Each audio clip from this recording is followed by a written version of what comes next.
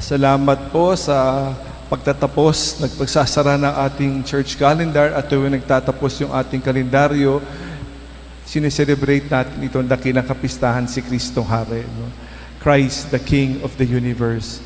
We thank God for this as we are medyo kaiba yung ating pagtatapos. No? Kadalasan, we have the image of the Christ the King here. No? Si Jesus nasa trono, hawak-hawak yung mundo, no? The globe. No? But today we have that real image of Christ. No? That is not how He is, but ito yung Kristong Hari talaga. No? Hindi siya sa trono, kundi nasa krus. Ang kanyang trono ay ang krus. Dahil sa kanyang pagmamahal sa atin, para iligtas tayo. Ibang-iba yung kamunduhan na inaalay ni Jesus para sa atin. Ibang-ibang day mundo, yung kingdom of God and the kingdom of this earth. And we thank God for this. We thank God for the visit of Jesus the Nazarene para ipaalala sa atin ano bang kingdom, sino ba ang naghahari, no? Your kingdom or my kingdom, or what the kingdom has to offer. And we thank God for this opportunity to be reminded once again. He's the Alpha, He's the Omega, the beginning and the end. As we celebrate this feast of Christ the King, we ask ourselves, no? Talaga ba si Jesus naghahari sa aking buhay, sa aking puso? Talaga ba siya? Is it His kingdom or my kingdom? We ask ourselves. Kaya napakahalaga, no, para sa mga laging natutuwa ako bago magmisa, may kumpisalan talaga, no? Paghahanda para sa pare, paghahanda para sa ating lahat. Napakahanda, napakamalaking tulong talaga. Paalala, sino ba naghahari sa ating puso? Bakit hindi si Jesus naghahari sa ating puso? Ito ay dahil sa kasalanan. Pag kasalanan ang pumasok, no? Ang ating puso, pinaghaharian ng kadiliman. Wala si Jesus sa ating puso. Kaya paano natin masabi si Jesus ang hari ng ating buhay kung kadiliman ang nasa ating puso? So it is a very good way to remind us na tunay na magbalik loob para sa Jesus ang maghari, para siyang nilalaman ng ating puso. Sa araw na to, pinapaalala sa atin ang lahat ng biyaya na binigay sa atin itong taon na kalipas. Pinapaalala sa atin na siyang tunay na naghahari sa ating buhay at walang ibang hari.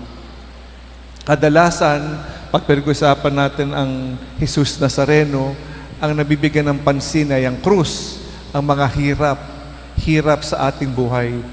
So isang taon na naman ang nakalipas at marami tayong dinaanan na pagpapakasakit, mga krus sa ating buhay. Pinapalala sa atin gaano kahalaga itong krus na ito. Kadalasan kasi ayaw natin, inaalis natin ng mga krus, mga pahirap sa ating buhay. Ayaw natin yung mga mapapait na karanasan, ayaw natin yung mga negative experiences. Pero pinapalala sa atin, sa totoo lamang, remember, itong mga mapapait na karanasan, itong mga negative experiences, hindi naman siya tunay na negative. Magtiwala tayo, ito ay blessing in disguise. Magtiwala tayo, yung krus na yan ay blessing. We may not understand it now, pero blessing in disguise yan. May dahilan, kahit na gaano kasakit, magtiwala tayo, blessing in disguise. Kadalasan kasi gusto natin mga swerte, mga blessing yan, no? At ilayo sa lahat ng mga bagay-bagay na hindi swerte, no? Pero pinapalala sa atin gaano kadelikado ang mga tinatawag nating swerte. Ang swerte naman, ang swerte. Pero talaga bang swerte yan? Kasi sa katapusan, anong klaseng kaswertihan gusto natin, no? Sana, tumama sa sweepstake, sana maraming pera, maraming posisyon, magandang posisyon.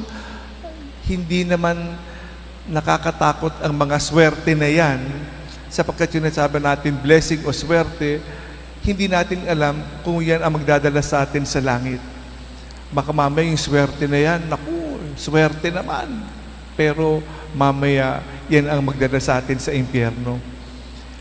Pag swerte at puro swerte lang hinahanap natin. Pera, for example. Sana, maraming pera dumating itong pastong ito.